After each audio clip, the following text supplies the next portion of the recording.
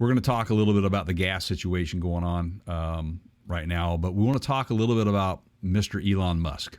All right. We're going to let Elon kick this off.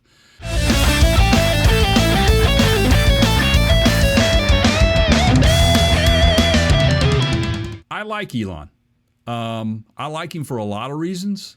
Some people hate him for a lot of reasons, but I like Elon. He's very polarizing.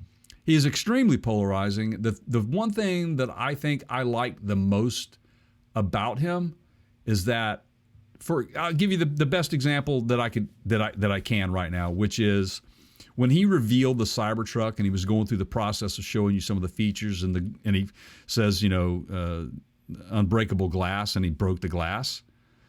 He could have lost his mind and went on a rant and fired people and yada yada and all, he never does those sorts of things. He's very matter of fact about any situation. He's all about getting to the next level. He tries to be transparent, but obviously there's things that he can't be transparent about because then he'd be giving away trade secrets, and you can't do that. That's how success happens with innovation. And if you show your hand, then everybody else is going to get on top of it and make it a little bit better. Kind of like that Apple Microsoft thing. Don't get me started. I've probably been watching too many sci-fi, superhero type movies lately. But Jay, in an alternate universe, somewhere in an alternate reality, a version of Elon Musk snapped during that glass break scenario that you just talked about. I mean, just imagine with me, everybody, if you will, for a minute. In that alternate reality where he takes that same baseball bat and calls the guy out on stage that designed it. Right. And gets all like Walking Dead with a bunch of guys on their knees. Nah, it's getting a little too graphic, but I think he would get ratings. I'm not so sure the Cybertruck's going to sell. Anyway, I digress. Oh, he'd certainly get more ratings than Tim Cook, right? Yeah. Yeah. All right. Well, I don't know. Anyway, so that there is a lot of concern with the economy and the shortage of gasoline, the pricing of gasoline, all those sorts of stuff. Obviously, at the end of the day, it drives costs up for everybody. So part of the reason, not all, this is a complex problem, and we as humans tend to look for like simple answers. That's just our nature. That sometimes that just isn't a realistic expectation. So we have some fuel shortages. Some of it is due to a certain levels of supply that we would get from Russia. Right. We're going to get into that in depth here in just a minute. But we're in a situation where we don't have enough fossil fuels, and as we established earlier, Jay, we haven't discovered crystallic fusion yet. So we got to do something, right? True, we do. We must. And so Elon comes out and tweets, and Twitter's kind of one of my favorite places to get information lately. By the way, nine times out of 10, you're hearing it from the horse's mouth, right?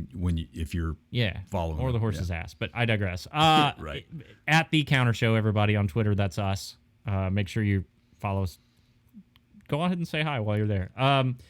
Obviously, please. This is Elon. Now, this was a few days back. Obviously, this would negatively affect Tesla, but sustainable energy solutions simply cannot react instantaneously to make up for Russian oil and gas exports. So he's basically saying, hey, we would love the business, but we can't ramp up to, make enough EVs in time. So we got to do something. Let's drill some more oil. Let's release some more petroleum. Right, and that was in response to his basically saying he had just a broad statement saying, hate to say it, but we need to increase oil and gas output immediately. Yeah. Extraordinary times demand extraordinary measures. Now, there was a response to that, a reply to that from one of his followers. That his name is Dan. Says we don't need more oil. we need to wean ourselves off of our reliance on fossil fuels as quickly as possible. Higher prices are the best and only way to achieve that. This is not a rip the Band-Aid off situation. You're going to shut down. You're going to shut down delivery services. You're going to shut down all those Amazon Prime purchases. Commerce has to happen. We're not survival. There yet. We are a long way away from that, and that is why Keith and I know we talk a lot about electric vehicles on our show. Why? Because that's the talk. That's the chatter. That's why this is such a big deal when you have, the most successful EV company on the planet, Tesla, the CEO coming out and saying this, because he is not stupid. He realizes how much we rely upon fossil fuels for even him to produce an electric vehicle. This is almost equivalent, since I'm just going out on analogy random whatever tangents today. Yeah. If you despise ICE engines so much, internal combustion engines, actually ICE, I should have just left it at ICE and not threw the engine there in the end. That's redundant, but I digress. That you just go, well, I'm not doing it. I'm walking to work. Well, if your work is 20 miles away, I hope you're leaving 8 hours. That's just not a realistic solution right now. No. Don't disagree with you about our dependence on fossil fuels being over the top, but just saying we got to shut it down and rip the Band-Aid off, I don't know. I think there is a certain school of thought that says if gas prices stay high for a long period of time, Jay, we're going to be in trouble with vehicle sales here in the United States because we have so many larger vehicles. And as we have discussed many times on this program, by the way, make sure you're subscribed, as the automotive industry goes in the United States, so goes the U.S. economy. That's right. So no faster way to tank the U.S. economy than poor automobile sales. That's right. Absolutely. And we were having those discussions. Big trucks account for a lot of the automotive sales. So there you go, and you can elaborate on that if you want to, Keith. But look, this is a unique situation. It truly is a unique situation to where we have basically just cut off, that supply. However, the percentage of that is not really that devastating to us. I think the global impacts of this, especially some of the European players. Those are the guys that are very heavily dependent on Russian oil. Germany, I think the UK. We are not. We're probably around the 8 to 10% of what our annual usage. I think that's what we import from those guys. And then, of course, you've got people saying, well, open up the what was the Keystone pipeline? Let it roll. I'm not saying I disagree with any of that. I think that the environmental impacts of that going forward. Hey, I don't have a dog in that race. I don't own any of the land that pipeline's coming through. It's for those people to determine and have that argument with whoever's trying to come through there. I think, though, that at the end of the day, the oil companies are going to get what they need. And it's weird to me that we complain so much about the prices that we're paying at the pump. And Keith and I were talking about this. If you look at it in the scheme of things, so over the summer, I think I was paying here, up in the Pacific Northwest, man, our gas prices are high anyway. Not nearly as high. We're not nearly as high as California. Drove my 80-gallon, 8 miles to the gallon Class A motorhome through that area last summer. And you have to, and you have to understand why California gas prices are so high. They're running specific types of blends, depending on the time of year. Their taxation is crazy. A lot of it's fuel tax, yeah. Absolutely. And so that's why gasoline prices are so high there. Some of that applies here to the Pacific Northwest. But I was probably paying back in the summer last year, $2.45, $2.50 a gallon. So, and right now it's double that. Yeah. I have a 11-gallon tank on one, and I have a 15-gallon tank on another. Yeah. You do the math on that. Yeah. So I want to let's do the math on that. Let's so talk, and let's and talk this about may be that. one of those rare times, Jay, where we just have a little bit of a longer video that ends up out on YouTube because I feel like this is all related, and so we're just going to connect the dots here for everybody. Now, look, I understand this is a hot issue, and it's going to get a little bit controversial here, and that's. But I think it's worth the conversation, as Jay, you pointed out yesterday, I guess it was, in our kind of side conversation. So I sat down at dinner with my wife last night at the table, and I just said, like, let's just use my wife's car as an example, because she drives more than I do on any given week. So she's got a crossover. It's got about a 17-gallon tank. And I said, well, what did it cost you to fill up today? She said it was about $60, and she said that's the highest it's ever been. And I went, all right. So if gas was here in the Middle Tennessee, in the neighborhood of $3.50 to $3.75 a gallon, about a month and a half ago, and it's now over $4 a gallon. It's like well over $4 a gallon. Okay. So that's about $12 more per fill up in your 17-gallon tank. If you're talking about 75 cents, I want to be real clear on the math here. If you're talking about another 75-ish cents per gallon of gas from what you're used to paying, and you've got, in my wife's case, a 17-gallon tank, that's about $12 more per fill up. Okay? Yeah. So case in point, that's going to be, if you fill up, let's just say 5 to 6 times a month, if that's like 1.25 times per week, okay, 6 times a month. Right.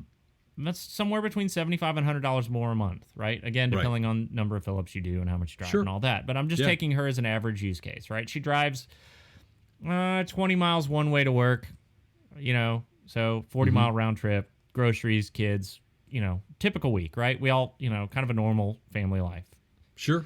Who is that strapped that $100 more a month is going to break you to the point that you're having to cut somewhere else? Now, I know there are some of you out there that's true for. Paycheck to paycheck, single moms, single dads, 2 children. It, but this is made to be way more people than I think it actually is. Like, I could cut something else out in my life that I have in abundance to make up for it, and it's not going to really.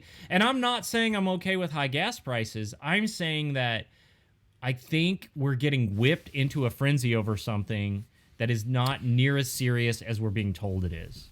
Keith, you and I talk about this all the time, peer pressure, right? Yeah.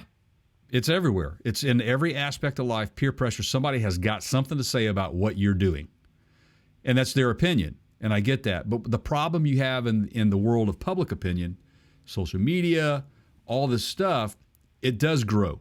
It grows legs, it grows arms, it grows heads. It grows into something that it shouldn't grow into. This same subject a year ago was happening, but for other reasons.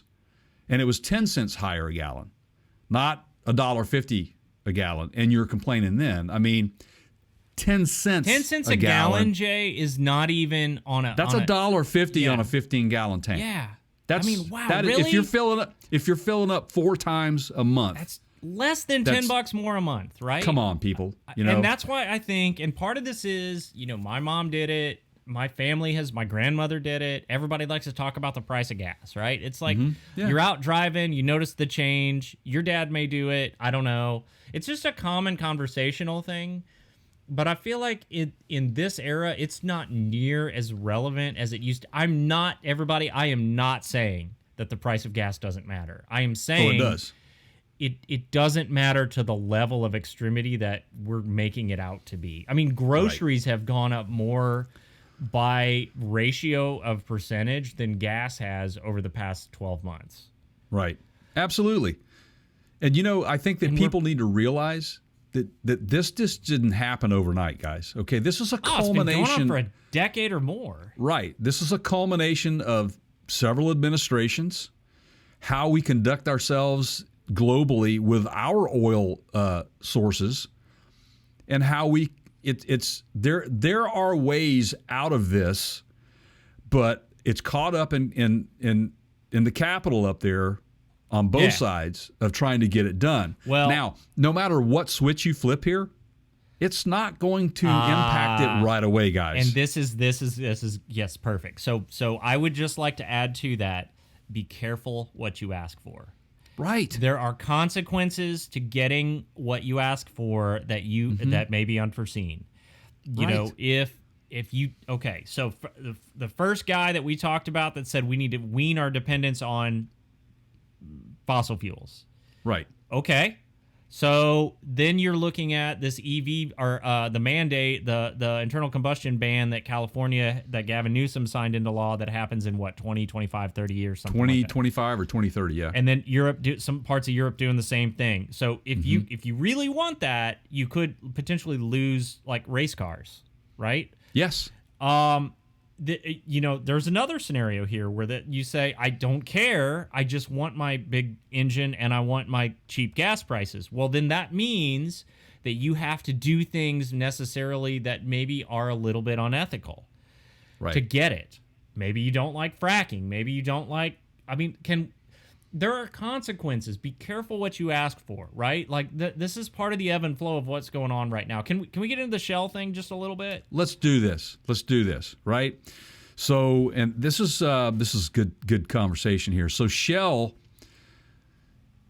bought a bunch of oil from Russia. Okay. They did it. They said they bought I got the numbers. Would you like to know how much? It's 100,000 metric tons. You already knew. What am I here for, Jay? Right. Hey, nobody does their homework. Like that guy over there. I'm telling you guys, there's a reason the word gurus is in our. Yeah. Okay. Please continue. I'm telling you, man. But there's basically it was reported as bought at a record discount is what they said. Now, Shell is doing their due diligence as a supplier of the stuff to get it in their hands so that you, at the pump, this conversation we're having, complaining about this. This whole, I want cheap gas, like they're literally trying to keep it price competitive. They're trying to give you cheap gas. Well, the problem that spawns is you're basically buying from Russia, okay? They got a lot of flack over this, man. And they basically said that they got into some intense talks with governments, and they continued to follow the guidance of those governments around this issue of security of the supply, and they were very aware that they were going to have to navigate through this whole dilemma very, very carefully, with care, very, very careful. They didn't decide to do this easily. They just happened to do it. Well, 24 hours later, they made an announcement. Shell will stop buying Russian crude oil and gas over Ukraine invasion. So that was because of the peer pressure from the rest of the world. As the automotive industry, we've discussed many times, especially in the automotive industry, peer pressure is a major factor. Now, in between those two, though, there was at some point I read, as I smacked the mic here, that they were going to donate the proceeds to Ukraine. Ukraine, yes. To try help in the aid. That was their first attempt to soothe everybody, right? Right. Okay. But they basically came out and they said that they apologized for doing this, for buying the Russian crude oil, and they withdrew completely from any involvement in Russian hydrocarbons over the invasion of Ukraine. They are acutely aware that their decision to purchase a cargo of Russian crude was not the right one, and they are very sorry for that. And that came right from Shell Chief CEO Ben Van Beurden. They bought, they said they bought the cargo of Russian crude oil from Swiss trader Trafigura in S&P Global Platts window loading from Baltic ports at a record low of dated Brent minus $28.50 a barrel. That is super freaking low. Because what? It's up to 100, over 100 right now? So can you blame them? I mean, that's a deal of a lifetime, right? And I understand the outrage. Again, be careful what you ask for. Let me throw an angle at you, everyone, that I'm speculating here. but I'm pretty confident in what I'm about to say that I feel like there's a lot of truth to it. So this can be an example of what happens when you lose focus on who the actual customers are. And that's open for debate, okay? And I've said this many times. We just got back from Disney World, Jay, as you know. Disney World? Yeah. And it's their 50th anniversary. They're, tagging it as the world's most magical anniversary, 50th celebration, whatever. Anyway, we were there pre-pandemic in 2020, and there has been a change in leadership. The tale of two Bobs, if you will. Former CEO Bob Iger, who retired, and current CEO Bob Chapek. Now, the latter, Bob Chapek, has a little bit of a reputation for being a penny pincher. And I'm not sure if this was him. I don't know where the decisions are made, but I can tell you that it was a noticeable decline in quality of merchandise, of food. They're doing things like packing the park full to the point that you literally at one point half the rides in one of the parks were broken on one day. It was 3 to 4 hours of lines. These are decisions to basically maximize profit. Okay. Now, right. How does this tie into what Shell did? Because you focus on the shareholders and good earnings reports, and those become your primary customers. That's right. Not the consumers of your goods. Correct. Okay. And I feel like that's the danger in this logic. And Apple's doing something similar.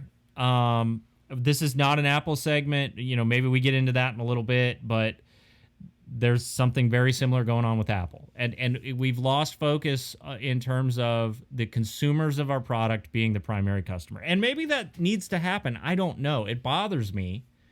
It bothers me that companies start treating me like I'm basically just a piece of meat, right? Like I'm just somebody to consume their product, that I don't matter.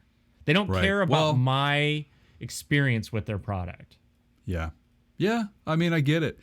You look at that, and then on the other hand, you look at like some of the other bigger players. The protest against Russia. The bigger players, like for example, Amazon Prime is cutting ties with Russia. Yeah. So no more Prime Video. I don't know if they'll be conducting deliveries or not. I would hope that they would use their in Russia, Amazon deliver you. Sorry. Right, but good one. You need your sound effects, man. They'll be back soon, everybody. But McDonald's basically saying we're gonna shut them down. They had over 800 locations in Russia. Yeah. But in the meantime, what they're doing is they're paying the employees. They're not selling the product, but they're going to make sure that the employees are taken care of. And I think Starbucks has just recently announced they're doing the same thing. It's going to get messy, man, because not everybody that lives in that country wants to fight. Not everybody that lives in that country agrees with the decisions that are being made. No. But if you are trying to peacefully resolve this without loss of life, you minimize loss of life by sanctions. That's just one way, right? That's the way it works. Yeah. Right. So it's a business. A business is a business, period. The globe, running the world, is a business. When somebody be acting fool, as we like to say, you get a smack upside the head, man. And this is turning the screws pretty tight on Putin for this unfathomable event that is occurring right now. It's hard for me to even. I don't want to get politically involved with this, but I do have an opinion as a human being. We're understanding that, and this is. I don't have firsthand information, but I'm getting this from the best information sources that I can. That unfortunately, children are dying, civilians are being targeted, and this is not a good thing. So whatever we can do to redirect that into other things and or put a stop to it, this is how we have to achieve it. And I think this is the way. Now, back to the gas prices. I will say this. I'm going to come right out and say this to everybody, all of our listeners. You can hate me for saying it. It is my opinion. We welcome your comments. It is how I feel about it. But here's the deal. If I have to pay $1 or $2 more per gallon because it's impacting Ukraine in a positive way and helping them get through this particular situation, then I've done my part. I'm not going to complain about it because I have a bed to lay on at night and I don't hear bombs dropping outside my window every night. So you guys need to put that in perspective. Those of you that are not looking at the bigger picture here, you're not alone at the pump. We're all in this together. You're not alone at the pump. Yes, you have a right to complain about the high prices, but again, perspective, guys. Perspective is a key here, I think. And we are in a very unique time and situation right now. And just go ahead and go back to your history books and look at what some of the folks did through World War I and World War II, the sacrifices that were made to bring peace to the world. That's what we're trying to do here, guys. That's all I'm saying. And I'm off my soapbox for that. I support you, Jay. And if you support Jay with me, guys, make sure you hit the subscribe button over on YouTube. Yep. Ring the bell, be notified.